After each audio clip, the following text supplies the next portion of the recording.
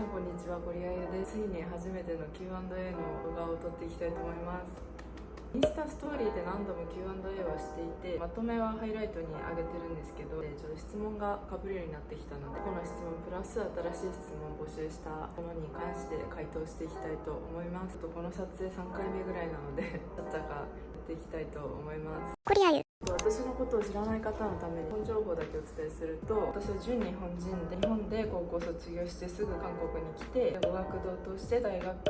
に入学、卒業後韓国で新卒で就職して、今社会人6年目だから今韓国に住んで11年12年目になります。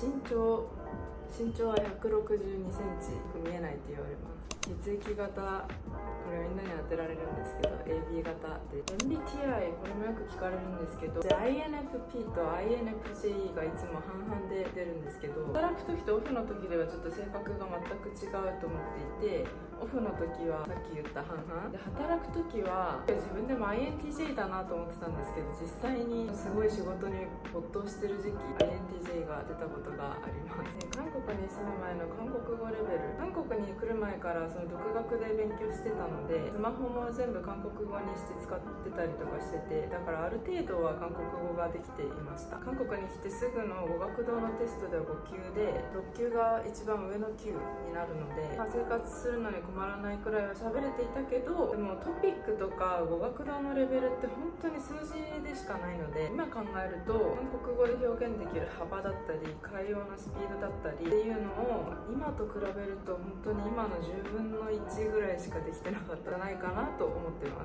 す。詳しくはちょっとあんまり見てほしくない自己紹介の動画を見ていただければと思います。韓国語でわからない単語はまだありますか？これストーリーでも答えたんですけど、全然めっちゃあります。でも最近はもし一つ単語がわからなかったとしても、文脈で理解できるので、あんまりわからない単語が出てきたことに気づかないっていうケースも結構あったりします。でもまるっと本当に全くわからない単語がポンと出てくることもあるので、そういう時は友達に「何それ?」って聞くようにしてます。なのでわからない単語が出てきたら必ずiPhone のメモ機能に書き残すっていう習慣をつけていて、2年くらいかな続けてるんですけど、新しい単語っていうセクションを作っても書き留めてます。一番最近知った単語はチゲに酒かす。韓国語を話す時に気をつけていること、昔はその若い子たちが使っている言葉を使うとなんか韓国語が上手くなれた気分になれたから結構積極的に使ってたんですけど、最近心がけてるのがあんまり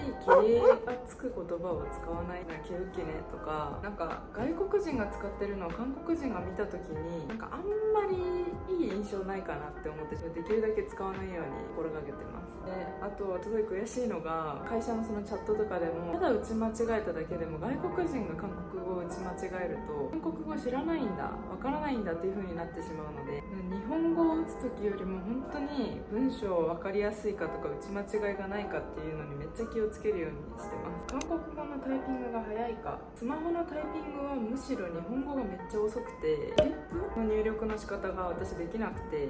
すごい遅いんですけど、韓国語の方がだからスマホは早いで、パソコンのタイピングは日本語はめっちゃ早い自信があるけど、韓国語は外国人にしては遅くないかなくらいのレベル。何の仕事をしてるのか、 IT 系の会社でコンテンツマーケティングをしています。言われてもそれってどういうことと思うかもしれないんですけど、言える範囲でお話しすると、韓国で作られたサービスの日本事業に関わる仕事をしてるんですけど、私はその中でも、マーケティングで、マーケの中でもコンテンツマーケ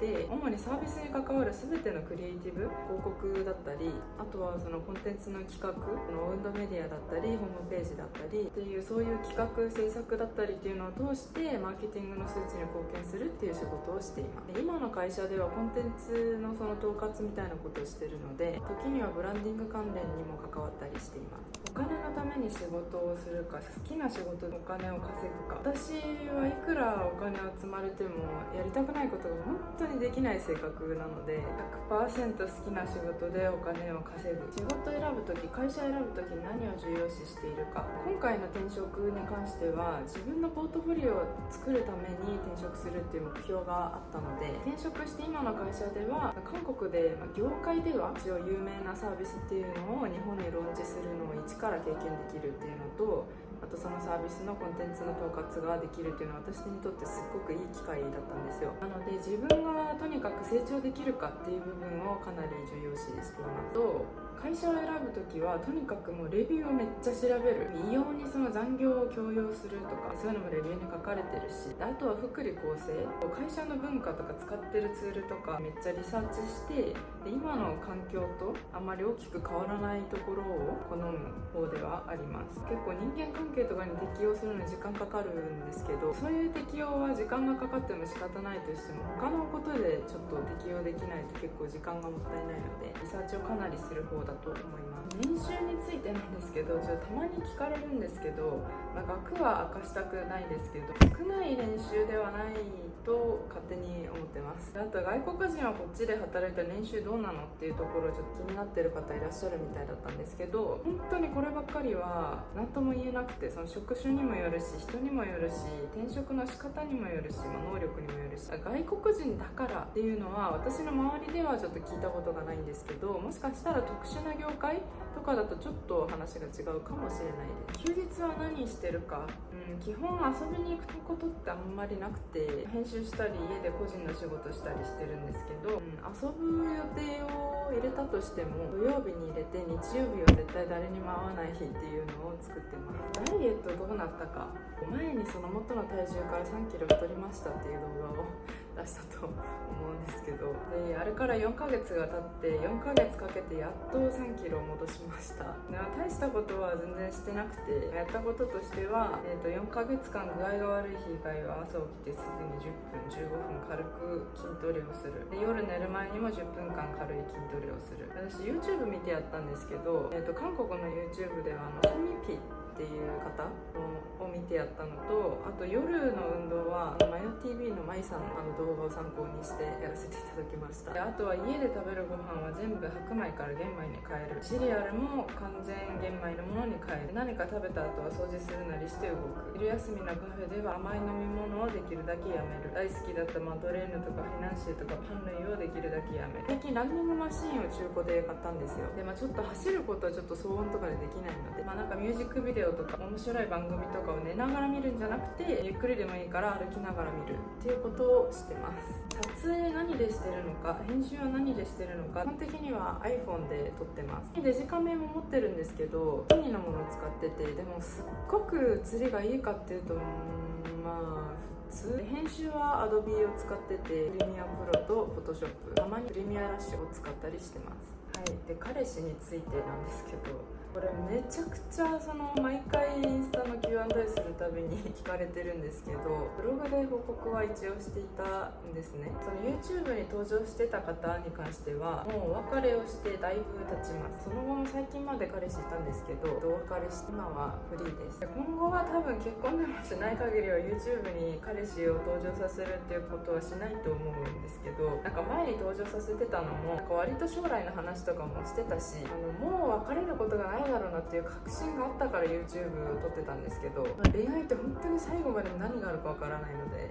もし結婚するようなことがあればまた報告させてください。で韓国でのね恋愛の話、本当にいくらでも面白い話いっぱいあるんですけど、私が付き合ってきた方が皆さんすごくいい人たちだったんで、だから付き合ったんですけど、だからあんまりその動画のネタとかにしたくなくてお話できてなかったんですけど、今後そういうネタにするとかじゃなくて、日韓の恋愛観みたいなそういう動画だったらいいかなと思うので、そういう動画をちょっと撮っていこうかなと思ったりしてます。どんな男性が好みですか、芸能人はっていうことなんですけど、なんか外見は周り曰く毎回違うみたいで、パターンがねわからないっていう風によく言われます。アイドルっぽい顔とかにあんまり興味がないので、芸能人もパッと思い浮かばないかな。でも自分だけの多分基準があって、笑った顔が可愛い人が好きなんだと思います。あとはリードしてくれる大人っぽい人が好きなので、年下には惹かれたことが今まで一度もなかった。これ毎回こうやって答えてるんですけど、いざとなった時に賢明な判断ができる人、地頭のいい人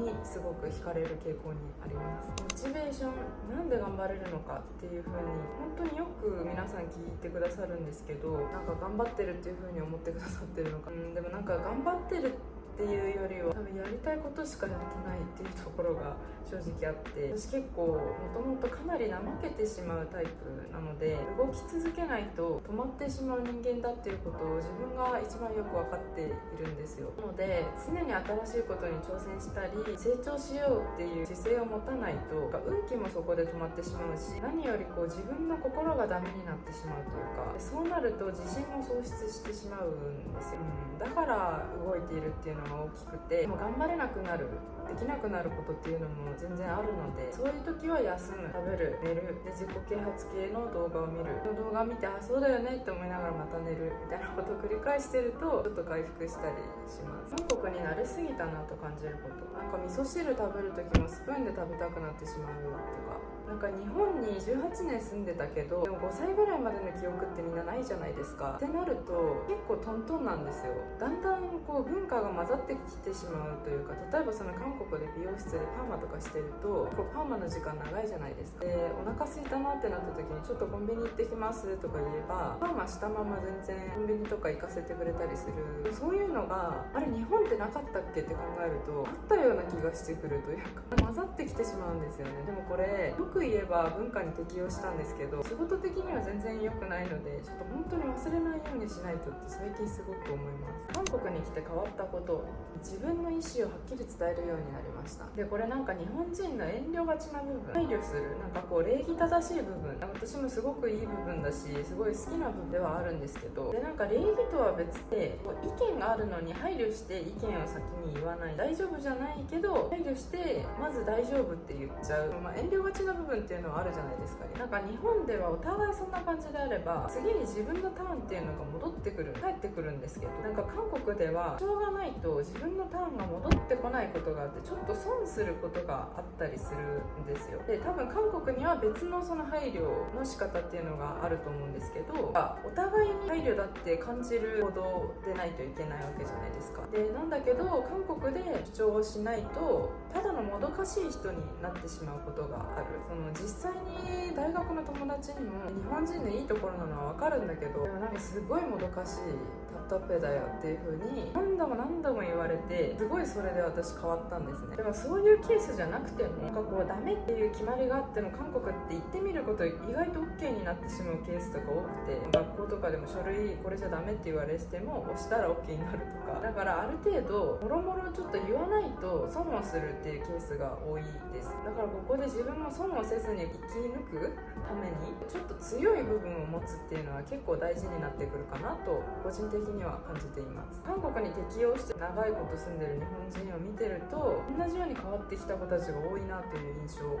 韓国に住み続けている理由、韓国以外の国での生活は考えますか？韓国に住んでいる理由としてもともとやりたい仕事はこっちの方が機会が多いっていうのがあったんですけど、それ以外にもちょっと言葉に言い表しにくいんですけど、韓国の空気感っていうのがすごくしっくりくる。で言葉とか表現の方法とかもさっきお話ししたようにいろいろと自分が韓国に合わせて変わってきたからこそすごく今フィットしてる、居心地がいいっていう風に感じていて、でも他の国も全然機会があれば住んでみたいし、なんだかんだ日本便利だしコスパもいいし住みたい国ではあるけど、多分結局韓国に戻ってきてしまうんじゃないかなという気がしています。やりたいことがあっても動けないことってありますか？今はやりたいことがあれば動くようにしてるんですけど、これも昔後悔したことがあるからこそこういう風に変わったっていうのがあって、この話多分すごい引きずってたし恥ずかしい話だったからあんまり話したことなかったと思うんですけど、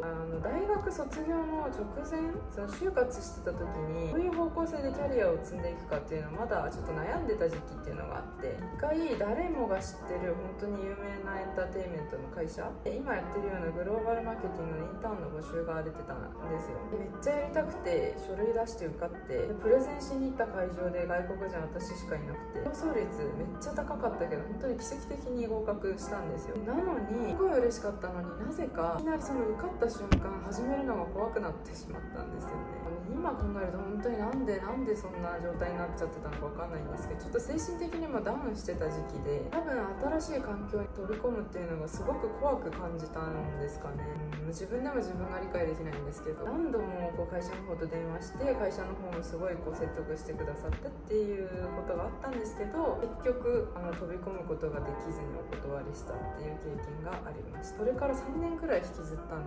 で、もう思いは二度としたくないっていうのが一番大きいです。だから動けるようになりました。フリーランスを辞めた理由なんですけど、前にフリーランスになったってお話ししてからまた再就職したので、何かあったのかなって思った方いらっしゃったかなと思うんですけども、ちょっと簡単にお話ししてましたけど、今のビザって結婚ビザとか永住権とかの次に自由なビザだと思っていただければいいんですよ。かなりいいビザなんですけど、だから全然フリーで働いても OK なビザではあるんですけど、そのビザでさえ相当な額、本当に皆さんが想像してるよりももっと大きな額を稼げてないとビザの維持が難しいっていうのも、このビザ収入ではなくて所得の基準になるので、フリーランスだとその計算方式とかでかなり正社員に比べて不利になってしまうんですよ、その額で言うと。っていうのもあったし、あとコロナ禍でやろうと思ってたことがいろいろあったのに、それもちょっとチャンスが流れていってしまったりっていうことも結構あって、それで正社員にまず一旦は戻ろうっていうんで戻ったっていうのがありました。なんですけど、結果的には今に満足してるので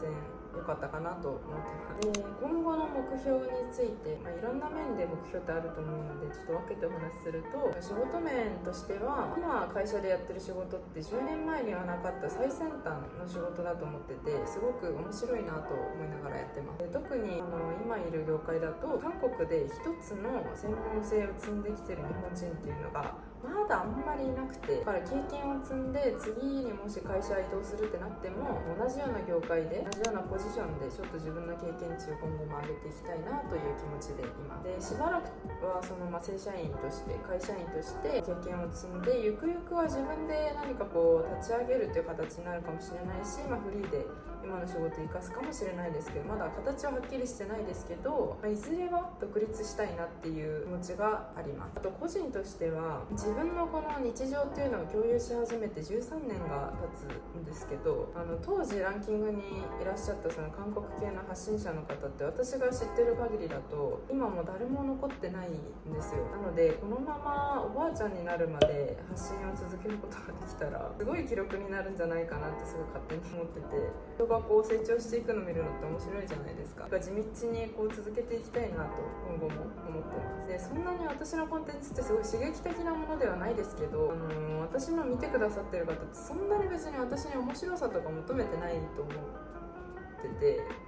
ですよね。私は本当に普通の人間だけど、小さな目標を常に見つけて誠実に毎日過ごしているつもりではあって、なのでこの人の成長していく姿を Vlog で今後も見ていきたいなとか、応援したいなとか、もしくは一緒に成長していきたいなっていう風に思ってもらえるような人間にならなきゃいけないなと思ってて、でそのためには、自分自身も成長していかないといけないし、目標っていうのを失うようなことがないようにしないといけないなといつも思ってます。で、あとキャリアをYouTube とかブログ以外で広げていきたいなってずっと思ってたんですけど、最近すっごくいい機会をいただきまして、ワクワクしながら話を進めているところで、またちょっと時間がかなりかかるんですけど、またちょっと報告させていただきたいと思います。Q&A の動画でした。反応が良ければ第2弾とかも撮っていきたいなと思っております。それでは皆さん、今週もお疲れ様でした。また次の動画でお会いしましょ